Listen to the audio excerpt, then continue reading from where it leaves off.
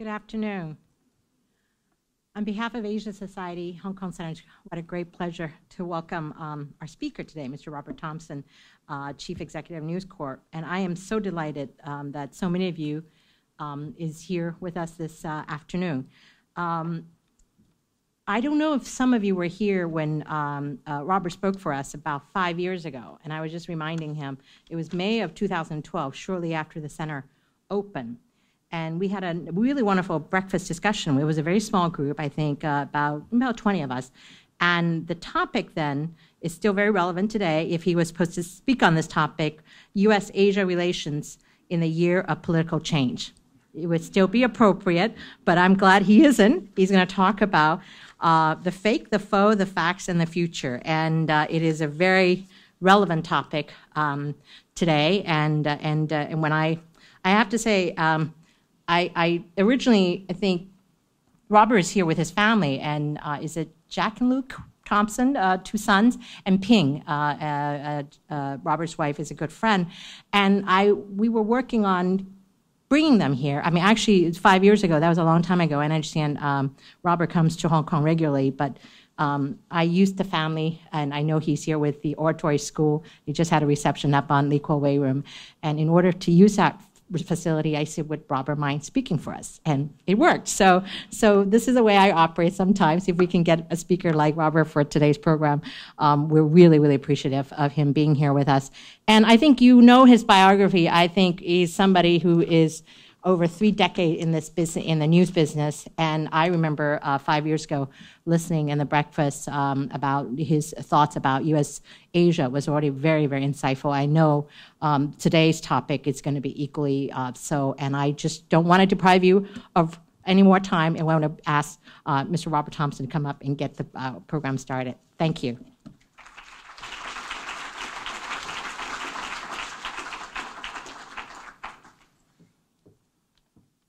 Thanks, Alice. I'm sorry to inform you, but the insight ended 5 years ago. So, the fake, the faux, the facts, the future. In fact, my alliteration was a little underdone. I could have also cited the flawed, the fallible, the fictitious, and, it seems, the fraudulent. Now, whenever I give a speech, I do feel a little fraudulent, an individual demanding the attention of the many. The excesses of ego and the sheer attention can distort self-perception, like PricewaterhouseCoopers accountants at the Oscars. Accountants who somehow came to consider themselves as celebrities simply by being in the company of the glitterati, as though it were an infectious disease. But instead, the accountants became celebrities for the wrong reasons. The notaries became notorious. So every podium should have a trapdoor, and that trapdoor is generally triggered by hubris. So if I do fall through. Anyway, there's nothing quite like a little Marcus Aurelius in the afternoon. And as he said, the object of life is not to be on the side of the majority, but to escape finding oneself in the ranks of the insane. I can assure you that it is a mark of your sanity that you are at the Asia Society today. And while there is no insanity in the room at the moment, there will certainly be a certain amount of inanity in the speech. The insanity is elsewhere. And it's definitely an opportune moment to grapple with the fake and the faux, the flawed and the fallible. These are real issues and have been for a decade or more. But the faux has suddenly become real because the full scale of the changes wrought upon the integrity of news and advertising by digital platforms has become far more clear.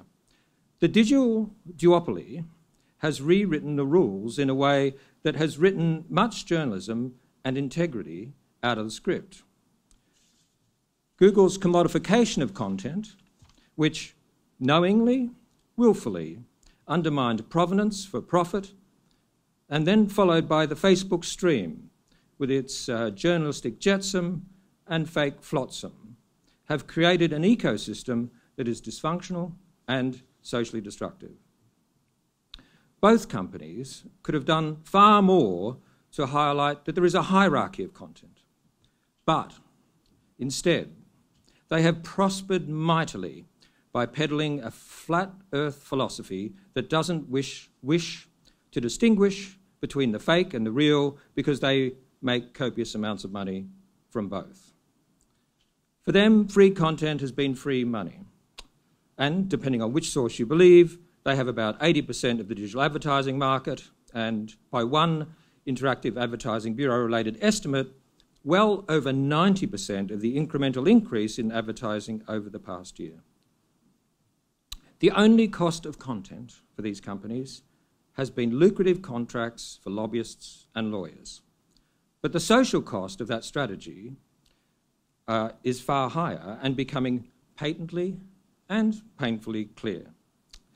It is beyond risible, that Google YouTube, which has earned literally hundreds of billions of dollars from other people's content, should now be lamenting that it can't possibly be held responsible for monitoring that content. Monetizing, yes; monitoring, no. But it turns out that free money does come at a price. Obviously, we all have to work with these companies to a greater or lesser extent, and we are hoping, mostly against hope, that they will finally take meaningful action, not only to allow premium content models that fund premium journalism, but also purge their sites of the rampant piracy that undermines creativity. Your business model can't be simultaneously based on both intimate, granular details about users and no clue whatsoever about rather obvious pirate sites. These are polarised and polarising times. And this is certainly not intended to be a political treatise or per se a critique of the media. I'm still a reforming editor, having been escorted away from the editor's desk at the Wall Street Journal to the chief executive's desk. A desk that, of course, is in a resolutely trendy open plan office.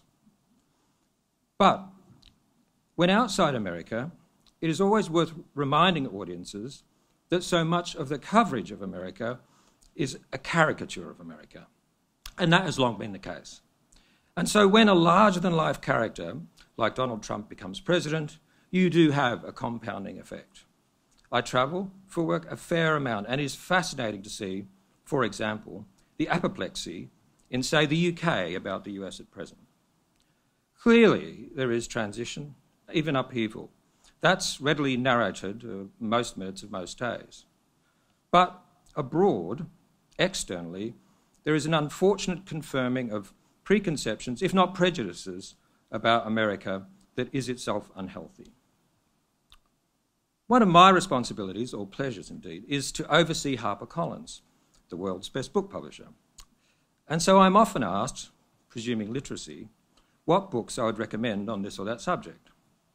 There are two books I would suggest reading if you want a deeper understanding of the preconditions that have carried contemporary America to its current place. Firstly, Coming Apart by Charles Murray, which HarperCollins sadly didn't publish. The semi-rhetorical question now asked is, who on earth could have predicted the outcome of the election? Actually, Charles Murray predicted the outcome 5 years ago. Coming Apart explains statistically how the lack of shared experiences, economic, social, spiritual, has created a consciousness conflict, emptying out empathy from many communities. It's not just a frustration at missed opportunities, but also a concern at the erosion of values and status, and the poverty of educational opportunity, leading to a lack of mobility. As the son of a barman in a pub in rural Australia, in northern Victoria, in what we Australians call the bush, it's hard not to be acutely conscious of inequality. But an even more profound cause of the fraying of the social contract is a lack of mobility. And by the way, if you do stop by my birthplace, Torumbury, make sure you have a cooling, calming glass of amber nectar at the pub. The other book that has become a particular hit in the post-election period, as the coastal elites try to understand how the rest of the country wasn't in seamless sync with their self-centred sensibility, is Hillbilly Elegy by J.D. Vance, a work we thankfully did publish, and which was much discussed on election night itself. It thoughtfully captures the sense of journey from the rural to the industrial and that frayed social fabric. It is interesting that the author wrote recently that he wants to return to his roots because the exodus of the talented and the motivated has created a community that is struggling to find role models and mentors in its midst. The continuing, if now swirling, currents of globalisation still prevail. There are, of course, parochial passions, but in terms of investment flows and tourism, globalisation is still a powerful commercial and cultural force. And then there is digitisation. Saturation point for digitised experiences cannot be too far away. We are, theoretically, far better informed than we were, and yet that is a questionable proposition. We do seem to have disappeared up the vortex of our verticals. It's certainly not the preserve of one particular segment of the political spectrum, but social media has become more antisocial and the algorithms lack rhythm. And there is, as we're discussing today, certainly, belatedly, a focus on fake news and fraudulent advertising. And another area that clearly needs much attention is those algorithms that Silicon Valley companies and Amazon routinely cite as supposedly completely objective sources of wisdom and insight. And yet, they also blame algorithms and not themselves when neo-fascist content surfaces, or when a search lead leads to a skewed result and higher prices. That would be Amazon. Or to hopelessly, obviously biased results in favour of its own products. That would be Google. It truly is time to pay more attention to these algorithms, which are set, tuned, and adjusted by the companies to suit their own interests, and are far from being objective. When a digital company next blames the autonomous, anarchic algorithm for this or that indiscretion, please mock them mercilessly. They naturally love the idea of outsourcing responsibility and insourcing money. These are cool, cutting-edge companies, and their very coolness has sucked in the susceptible. As G.K. Chesterton said, fallacies do not cease to be fallacies because they become fashions. Let's, for example, look at how Google games the searches for its own products. An independent assessment found that in 25,000 random Google searches, ads for Google products appeared in the most prominent slot 91% of the time. How on earth is that not the unfair leveraging of search dominance and the abuse of the algorithm? All 1,000 searches for laptops started with an ad for a Chromebook. That is 100% of the time. Candidly, Kim Jong-un in North Korea would be envious of the results like that at election time. And then there are the recently launched Google snippets, which stylistically highlight certain search results as if they were written on stone tablets and carried down from the mountain. Their sheer visual physicality gives them apparent moral force. Of course, they too are the result of algorithm tweaking and tugging.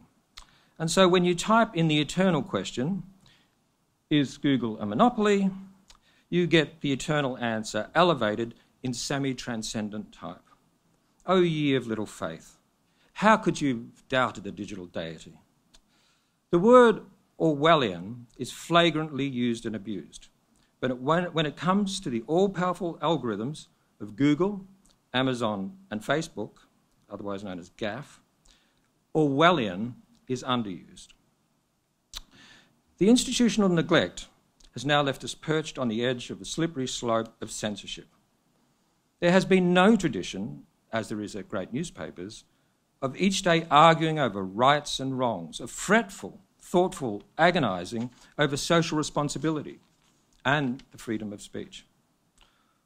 What we now have is a political backlash with which these omnipotent companies are uniquely ill-equipped to cope. Their responses tend to be political and politically correct. regardless of your own political views, you should be concerned that we are entering an era in which the two most powerful news publishers in human history, and I say that again, the two most powerful news publishers in human history are going to routinely and selectively unpublish certain views and news. The obviously grotesque is obvious, but the arguably wrong may be right. And we stumble into this egregious era at a moment when the political volume in many countries is turned to 10. The echo chamber has never been larger, and the reverb room rarely more cacophonous. It's not just what is said, but how it's said. In a world of fruity, voluble views, the temptation is to amp and ramp up the volume to be heard above the fray, which itself is fraying the social fabric. This is not an entirely new trend, but it does have a compounding effect, with a combination of holier than thou and louder than thou. Hollowing out was the industrial concern of a decade ago. Hollering out should be a concern now. Curiously, this outcome is a result, in part, of the idealism of the Silicon Valley set. And there's no doubt about the idealism. It devoutly believes that it's connecting people and informing them, which is, of course, true, even though some of the connections become conspiracies and much of the information is skimmed without concern to intellectual property rights. The dangers of idealism were understood by Adam Smith, who was not the theoretical barbarian of legend, but a thoughtful muser on matters economic, social, and much more. Virtue, he said, is to be feared far more than vice, because it is not subject to the constraints of conscience. In other words, the idealist can quickly become the ideologue. Ideas aside, we are supposed to be in a magic age of metrics, of both data and data. You say tomato, I say data. And yet, instead of perfect precision, we have this cynical arbitraging of ambiguity, particularly in the world of audiences. Facebook recently said that it had a problem with 4 of its metrics. Only 4 of 220 metrics. And those 4 were the weekly and the monthly reach of marketers' campaigns, the number of video visits, and the time spent reading articles. Honestly, when those 4 fundamentals are out of whack, who cares about the other 216 measurement metrics? And what were they exactly? Was metric number 172 decaf coffee consumption in the Facebook cafeteria? Anyway, if you are an ad agency or a social platform and have realised that there is money to be made in arbitraging ambiguity, there is indeed endless fun to be had and endless money to be made. So, for example, why pay full price for the Wall Street Journal audience when we can aggregate it for you, just for you, 81% of that Wall Street Journal audience, and sell it to you for only 17% of the price? Such precision, such accuracy, such balderdash. And so, as the Times of London has reported brilliantly, you end up with socially aware, prestigious advertisers on extremely disreputable sites. And that would be hardcore porn sites, neo-fascist sites, and Islamist sites. And worse than that, these sites may well be getting a cut of the commission. So you are technically funding these nefarious activities. I'm not going to saturate you with slides, but as you all well know, a person without PowerPoint is both powerless and pointless. So here are a couple of illustrative examples. The folks at Sandals never quite realised it. There you are, Mr. Mercedes, and AXA. I generally don't feel sorry for the Guardian, but still, in this instance. Naturally enough, legions of advertisers are now realising that, at the very least, their reputation is at stake by such juxtapositions with jaundice. The ad agencies are also clearly at fault, because they too have been arbitraging and prospering from digital ambiguity.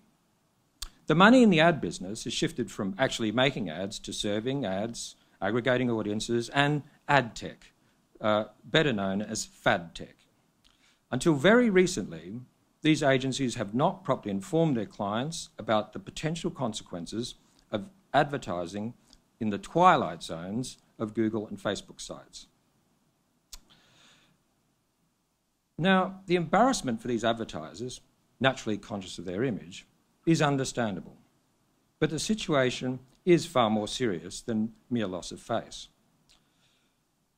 Because of YouTube, that is Google, there is a real chance that some of these clients have indeed been funding extremism, whether it be Islamist excess or neo-fascist nonsense.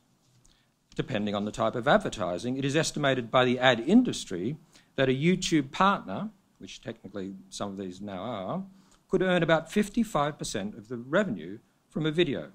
The rate will vary with the type of ad, but you get the picture. In recent years, how many millions of dollars have been channeled to organisations that are an existential threat to our societies? Obviously, there will inevitably be more formal investigations by authorities in coming months. And it will be interesting to see where these investigations lead. And there's rightly much debate in the UK now about the encryption of WhatsApp messages that would provide an insight, alleged, into the activities of the terrorists behind last week's tragic attack in the precincts of the British Parliament. Now, of course, Facebook, the WhatsApp owner, said that it can't assist. Now, it's a little rich from the company that, when it bought WhatsApp in 2014, said it would absolutely not share data between the Facebook function and the WhatsApp function. The very same company announced last year that, well, actually, it would indeed share that data to improve ad targeting. In other words, to enable Facebook to make more money from your personal data. So much for the original promise. Anyway, these sorts of obvious contradictions are starting to be highlighted, and the awakening is indeed becoming a reckoning. Provenance is profound and reputations are precious. And I do think that in this age of augmented reality and virtual reality, that actual reality will eventually make a comeback. To have experience is to live life to the full. Authenticated authenticity is an asset of increasing value in an age of the artificial. And understanding the ebb and flow of humanity will not be based on ersatz empathy, but real insight. And so while in this region, I thought it efficacious to give an example of how taste is changing far faster than we realise, and that there is as much confluence as there is confusion. So, for example, it's fascinating to see beer drinking habits evolve in China and evolve exponentially. Despite being born in that rural Australian pub, I'm not really a beer drinker. But as a correspondent in China in the mid-1980s, and as a visitor to far-flung, rather gritty, highly unhygienic places at that time, beer was sometimes the safest drink to have with a meal. Now, the Chinese middle class, and it is still growing rapidly, have 600 million, or is it 700 million Chinese been emancipated from grinding poverty since the market reforms began to take hold 3 decades ago. Anyway, now that middle class is sampling micro beers and tippling Belgian brews that have their origins in the abbeys and monasteries. Religion may have been the opiate of the masses, according to Karl Marx, but religious brews are now the preferred drink of discerning communists. Meanwhile, Chinese tourism is nothing new, but we are certainly yet to comprehend the full scale of this changing tide of humanity. Those who do understand the changing needs and wants and desires of Chinese will prosper. The coming collapse of China has been coming for a long, long time. As Confucius sagely noted, and if anyone is sage, it is the sage, some are born with knowledge, some derive it from study, and some acquire it only after a painful realisation of their ignorance. That latter category is the one I fall into. A second regional digression. When I was a correspondent in Japan, I spent time in rural Kyushu, trying in the early 1990s to understand the fate of the provincial economy. This was for the Financial Times at the time.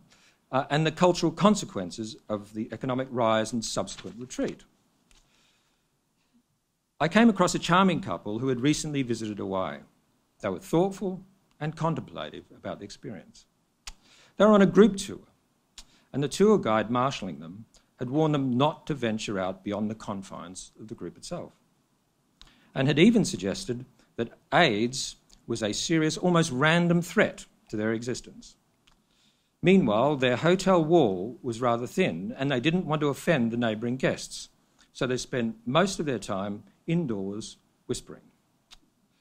You can imagine why a risk-averse guide would tell such fear-inducing stories. But you can also imagine why that couple came back to Kyushu and told their friends in the community that international travel was not quite the thrilling experience that they'd anticipated. And you can see how, for this thoughtful, actually adventurous couple, the myth of Japanese touristic timidity was perpetuated. They were paralysed by an early form of fake news. Perception and misperception are basically the buy and sell of social psychology. To get a different view of the world, I recently visited a hedge fund in London. The founder's own life story is fascinating, from having been the son of Russian exiles in Harbin to becoming an officer in the Australian military and much more besides. Anyway, investors have all sorts of strategies, some taking advantage of micro movements in currencies and others looking for so-called value stocks. His strategy is to look for macro political and economic movements that are being misjudged and therefore related assets are being mispriced. And so at a peak time of rhetoric about the media and rhetoric from the media, perceptions he believes are particularly distorted. If he does navigate with nous through this forest of misperceptions, he will surely become wealthier still. And any person in business able to discern the emerging reality from the hazy shapes on the horizon will benefit disproportionately. So if you can actually discern the virtue that is veracity in the midst of the manufactured morass, you will certainly be rich in spirit, and if it is one of your aims in life, you may even become wealthy. And so, having assailed you all mercilessly with the fallacious, the faux, the fake, the fabricated and the downright fraudulent, may I finish with two quotes. One from the late, great David Foster Wallace. The fraudulence paradox was that the more time and effort you put into trying to appear impressive or attractive to other people, the less impressive or attractive you felt inside. You were a fraud. And the final quote from a different Marxist, Groucho Marx. The secret of life is honesty and fair dealing. If you can fake that, you've got it made. Thank you very much.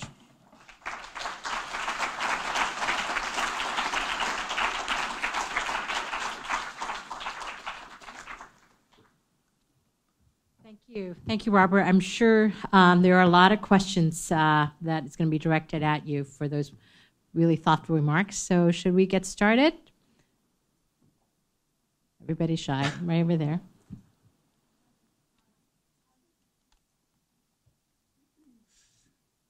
Thanks. I'm not quite sure as a journalist what to think. Do you think that the environment we're living in now actually plays to the strengths of reputable news outlets like Reuters, like the Wall Street Journal? Or, I mean, this is what I would like to think as someone who works for Reuters, but it's rather self-serving. What's your take on that? Well, I'll be equally self-serving and say, yes, it does. It should, because essentially a lot of advertisers and advertisers support journalism through revenue, indirectly and directly, have been sold a perfidious pup, which is that they were being put on reputable sites and in good company, and clearly they weren't. And so there are both. It's interesting that over a period of just a few months around news, fake or real, advertising, fake or real, we've had a wholesale reconsideration. And you would hope that as a consequence that CMOs at big companies say, well, hold on a minute, I want to make sure that my ads appear in an environment that is good for my brand and not bad for my brand. And I certainly want to make sure that I'm not funding terrorism, because it's almost as basic an issue as that. And that then more generally, there'll be a broader debate about the profundity of provenance, and that will help Reuters, that will help the Wall Street Journal, that will help the Times of London and other papers that clearly invest a lot in the credibility of their news and therefore create an environment that is one of integrity. I'm going to be equally self-serving. Google, in 2 weeks, will be launching a report here with EIU. They commissioned a study with EIU on digital museum and digital media. So, sorry about that, but I figure I'd give it an equal plug there. So, any other questions, please? Over there.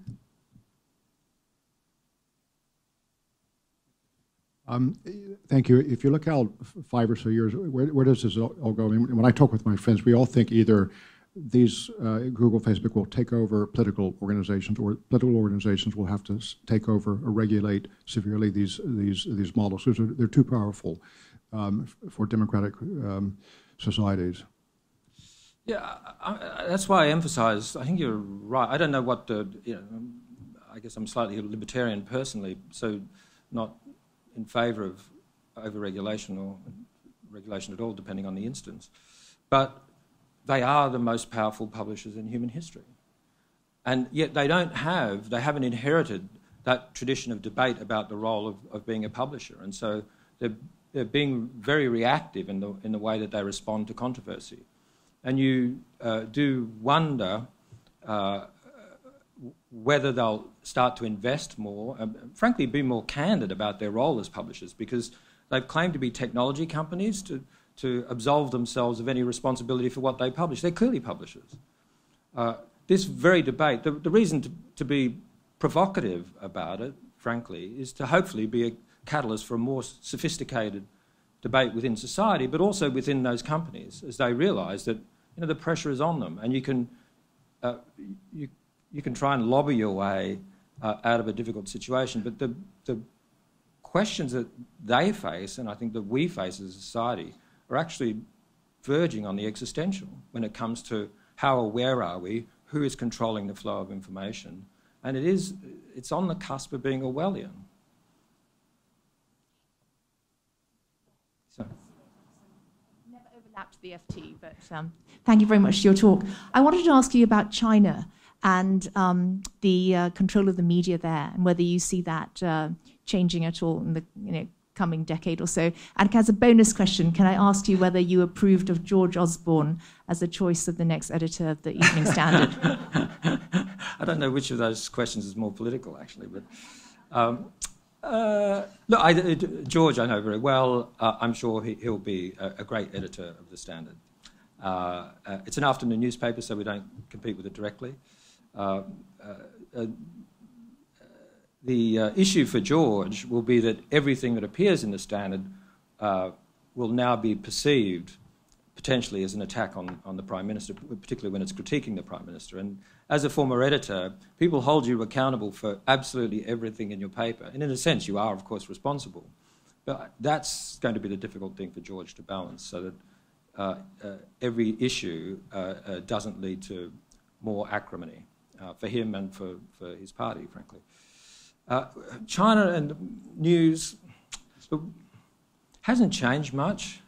I mean, conceptually, since I first arrived in China in 1985, clearly there's a faction within the Chinese leadership that sees the value of Chinese being well informed, but there's clearly another faction that sees more threat than enlightenment, and it's easier, not just in China but in many countries, to exaggerate the external threat for internal political power. And so that's still what's going on. What has changed, to be fair, is social media. It's way more vibrant than I would have thought, and there are certain subjects that are forbidden zones, but the amount of discussion that goes on about everything from sexuality to psychology, which verges on the political, is fascinating and very different from when I was living in Beijing. Okay, over here.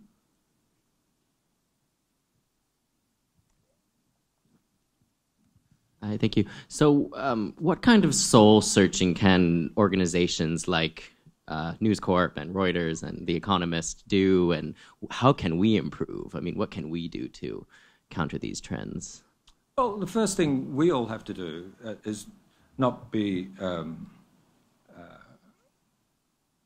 arrogant about the value of what we do. I mean, what we do is valuable, but we have to understand that how people read, what they read, when they read, that's changed. And unless we channel that value to readers in a way that's relevant, not only to their interests but to their lifestyle, then we are making ourselves redundant. So that's the challenge. The second is to make the case. Personally, it's been a bit of a lonely road to walk, challenging Google all these years and now challenging Facebook, because too many editors have been seduced by that Silicon Valley sensibility. They go to the Googleplex, you know, they're wined, they're dined, they've seen the future, and they've been made to feel, I would argue through their own personal weakness, that unless they embrace that theology, then they themselves are somehow redundant. And you're starting to see now, even at The Guardian, the new editor, the new chief executive speaking out in a way that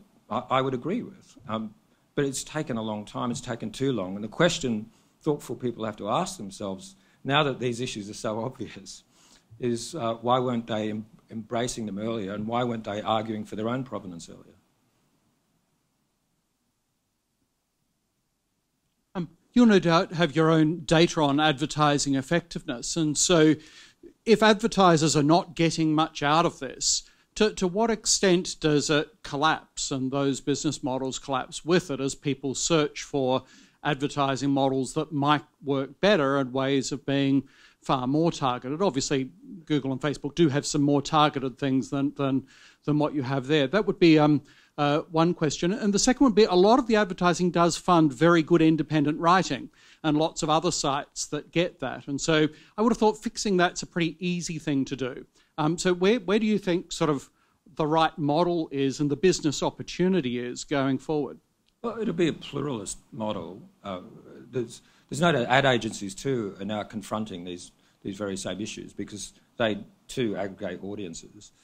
And there's no doubt that certain types of digital advertising on Google and Facebook work very well. It's not, no one is questioning that. You're questioning two things. One, the scale of their influence, and frankly, the missold perception of perfect reach.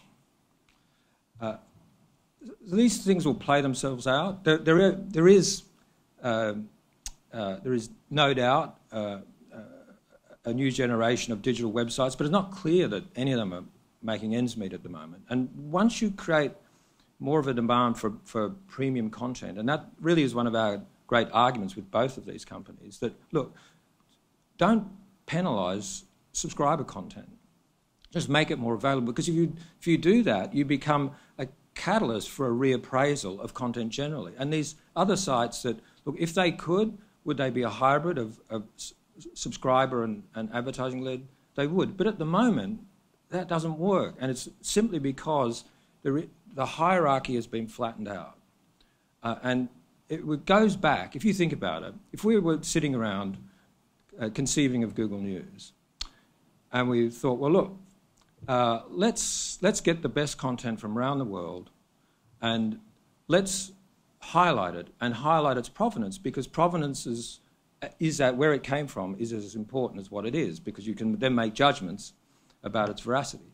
Guess what? The history of content changed at the moment the people at Google News decided, you know, we're going to use the same font, we're going to disguise the provenance, we're not going to use the masthead of the New York Times or the Daily Telegraph or the Wall Street Journal. We're going to use the Google font.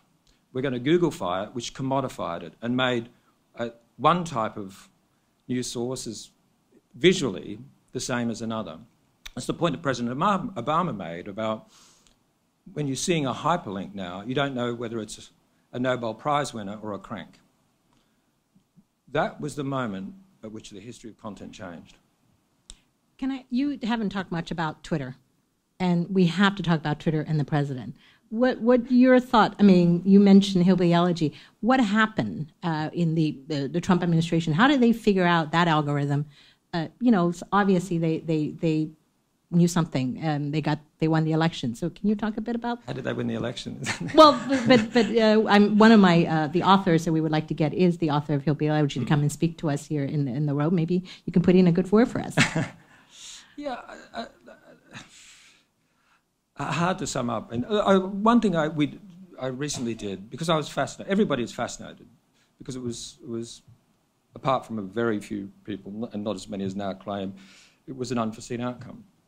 And so we're the largest publisher of Christian books in America, probably the largest publisher of evangelical books in the world. And so we went down to see the editors there after the election, because they've in recent times they've had a disproportionate number of books in the top 10 bestseller list. And so we asked, why do you think that Donald Trump won? You wouldn't necessarily call him a religious person. And these are not cranks. These are really thoughtful people who are conscious of the way they live, conscious of the impact they have on the planet, and who believe in an afterlife. So, and they're great to be with, frankly. Certainly a lot more spiritual than I am. And I'm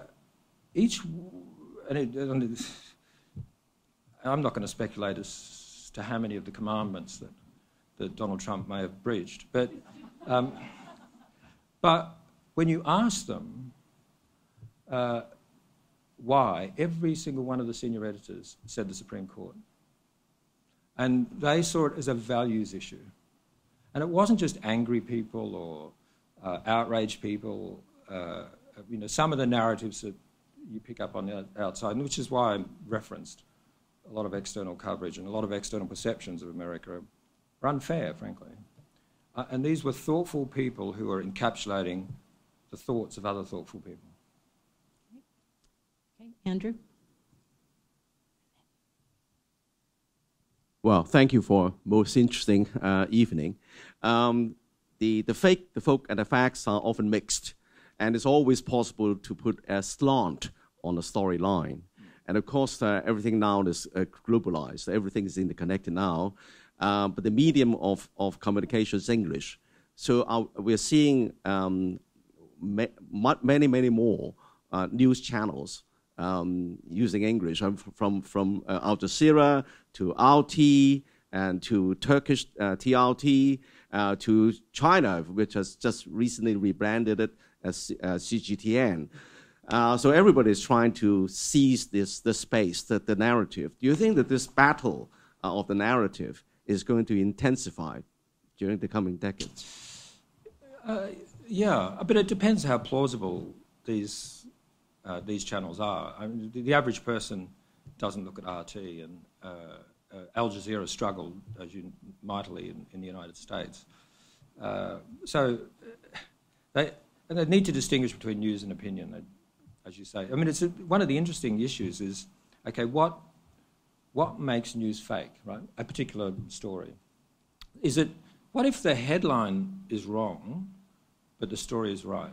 Is that fake? What if the headline is right, but there are 4 facts in the story that are wrong? Is that fake? Or is it 5 facts? And so that's the point related to the earlier question, is that's a really sophisticated judgment. And it varies by story. And there is no set rule, and yet that's the world we find ourselves in, where it's easy to say something that is fake or isn't, but on what basis? And the rhetoric around fake means that potentially there are opportunities for new purveyors of news that are real. Over there and there. As an American, can I just ask you, reading the Wall Street Journal, the New York Times all the time, the excellent reporting that was done in the last few years before the election, is that frustrating to you that so many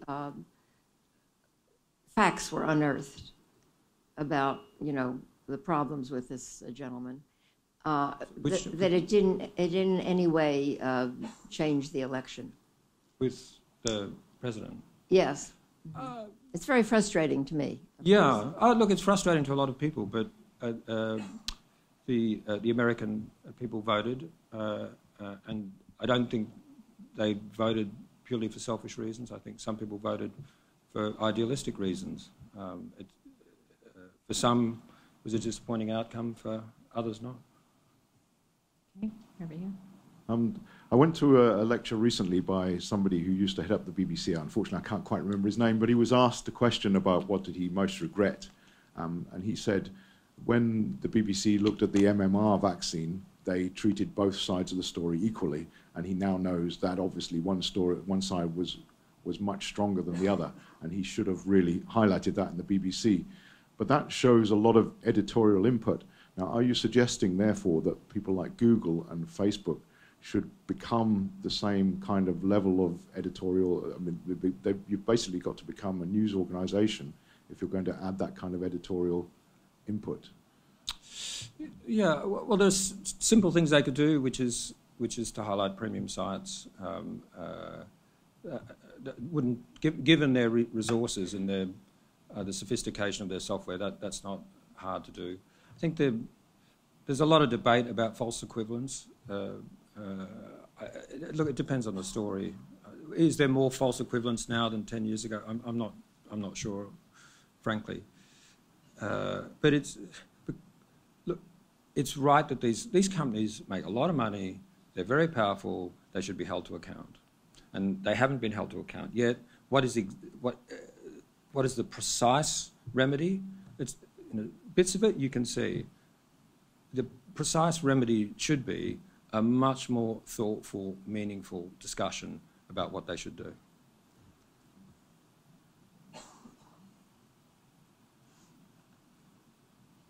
Thank you. I'm from China. We actually don't believe news, so we don't have that problem. Increasingly, I do go to a news site. It's called Today's Headline, which is actually uploaded by all the citizens. And they remember you, what you're looking for. And so basically just keep pushing the things you like. So I don't have to watch Donald Trump. I don't have to watch governments. So in the future, you think also there's lots of more videos, streamings. So when you have video streaming instead of words, do you think it's more difficult to fake? Or because if Donald Trump make a sentence, it's difficult to fake, and people can understand him. Those interpretations, I think, make lots of political differences. If you really want to fake something, you can. I mean, we own a company called Storyful, which I first worked with at the Wall Street Journal. And what they do is use journalistic techniques to verify videos and authenticate them. And then to go to the person who uploaded it and buy the rights so that the person who filmed sometimes a tragedy, sometimes a fascinating thing gets a share, which is fair enough. But the amount of false and fake video that they have to sift through to prove that an event happened is immense. And it takes a lot of skill. I mean, you can geolocate, you can match it with match a video or an image with tweets and other social media interaction at that time. And then you can start ringing around. But they, for example, whether it was an avalanche in the Himalayas or the Charlie Hebdo, the video that all came through Storyful. It was verified, but it takes a lot of work and you really have to navigate with nous to find the genuine in the midst of 400 hours of video uploaded every minute. So we're being overwhelmed by content, but we're certainly not being overwhelmed by enlightenment.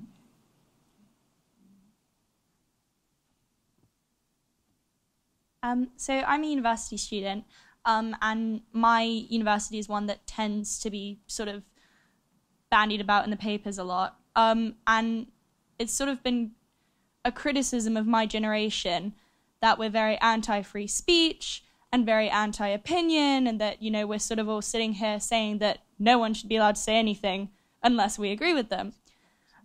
Politically correct culture, which I don't necessarily subscribe to. But do you find it ironic that typically newspapers, like I think the Daily Mail, would accuse my peers of preventing free speech, but also some of that sort of readership are the ones who are the quickest to point the finger about fake news and about things being wrong and sort of, support Donald Trump and that's fake news. Like, how do you deal with that sort of disjuncture? You want me to defend the Daily Mail? That's a hard one for me. We compete with them. Clearly, when you're written about, things seem to be taken out of context because, by definition, as every journalist knows, you are being selective, and a headline is often unrepresentative. It's eye-catching, and so you can't capture a moment, however small, even a minute, with enough adjectives and adverbs and nouns and verbs to really describe that moment. It's a somewhat abstract art, but great journalists do the best they can and have a true enough vision of reality. Bad journalists don't. There's a lot of debate in the US, more in the US, there's a certain amount in the UK from what I can tell. I spend more time in New York, obviously. And at certain campuses rather than others. It's hard to tell how serious the problem is. Because clearly the more outrageous acts of intolerance on campus tend to be highlighted, but that's true of most things in life, frankly. It's more interesting to read about. But I think as long as students, and the thing you really worry about, frankly, is that in certain campuses, students who truly believe in freedom of speech feel that it's somehow inappropriate to speak up, or they're somehow intimidated because of the vigour, the passion, frankly, sometimes the prejudice of people who hold strong views and who hold the room. And if that's true, and I can't be certain of that, but there are hints of it on certain campuses. If that's true, it's a betrayal of the concept of the campus. But one of the questions I have for you is, I still enjoy reading the paper because you can get all sorts of sections. But right nowadays, you talked about the echo chamber. And then I think our previous speaker also asked that question. He's like, you now are channel. If you like this, you'll like that. So you're only reading the news that you agree with. And it's almost kind of this really, it's kind of disturbing to me. And I'm wondering, what do you do? Would you read the paper? I mean, you as an editor also need to kind of get that balance. I mean, I seem to feel like we're going to, you're not for us, you're against us, that kind of. It is one of the things, you're starting to see in opinion polls it is a polarizing time. And is the World Wide Web not really the world? Not particularly wide, but narrow, and the web, a web of intrigue. And it's not what we imagine the World Wide Web was meant to be.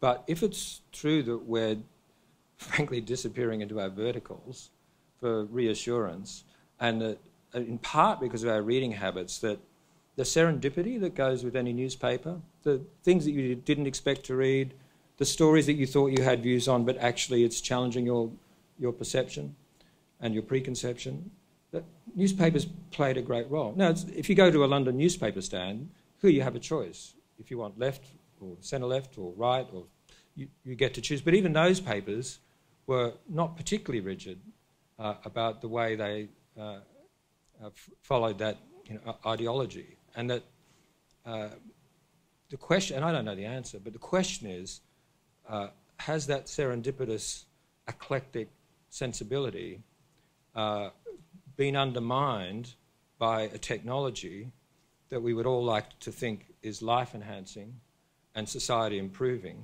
and that we're in an age of e-enlightenment, when in fact, because our views are being reinforced so vigorously in our vertical that our perception of the world is narrow rather than wide. Okay. Okay. One last question, and then we have to call it quits. So we'll go over there.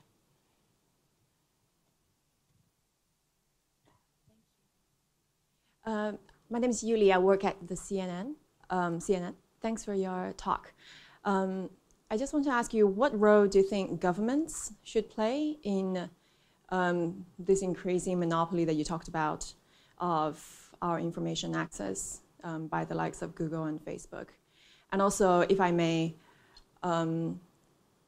if all media outlets highlight their premium content, like you mentioned, how do you think we can make sure that people from all different social classes can have the same kind of healthy palette of information? Thank you. Look, government involvement is not great when it comes to the media. What you would like is for them to heal themselves and do so quickly, because I think in an informational sense, any governmental role is certainly anathema to what I believe.